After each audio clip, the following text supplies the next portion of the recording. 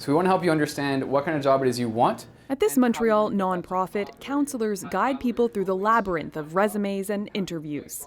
Looking for work is not easy. Though it could be worse. Our jobs numbers are sparkling. Honestly, I look around the rest of the world, including the United States, where their jobs numbers just disappointed, and Canada is an outsized performer in terms of the strength of our job markets for quite some time now.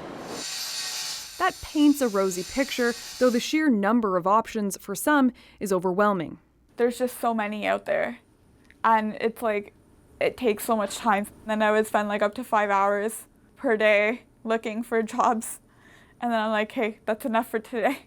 The numbers aren't translating into jobs for everyone. Newcomers is one example. Another example is chronically visible minority communities who unfortunately are dealing with very high unemployment rates. The latest numbers suggest in May, many opted to be their own bosses. Some 62,000 people who identified as self-employed got jobs last month.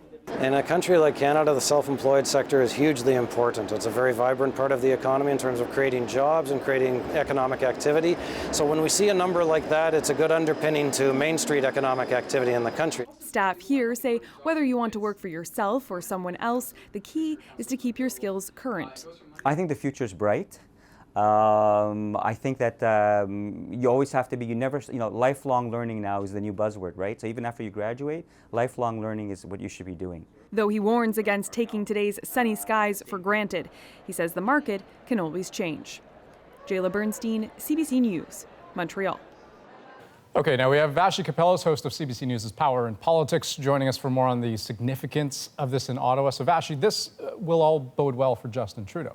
Yeah, in theory, Andrew, Justin Trudeau should be able to tell Canadians as they head to the polls, hey, 1 million more of you are employed now than prior to my election. Except for the problem is a lot of Canadians are feeling like the big numbers aren't matching their own pocketbooks, and they have a lot of insecurity about their own financial future. The Prime Minister is even acknowledging that. Take a listen. People are worried about their jobs, about their future. And unfortunately, there are many politicians who look for popularity given that anxiety and work to amplify or echo back those fears to people without actually offering solutions. Okay, so Trudeau wants to play this carefully. What about the opposition?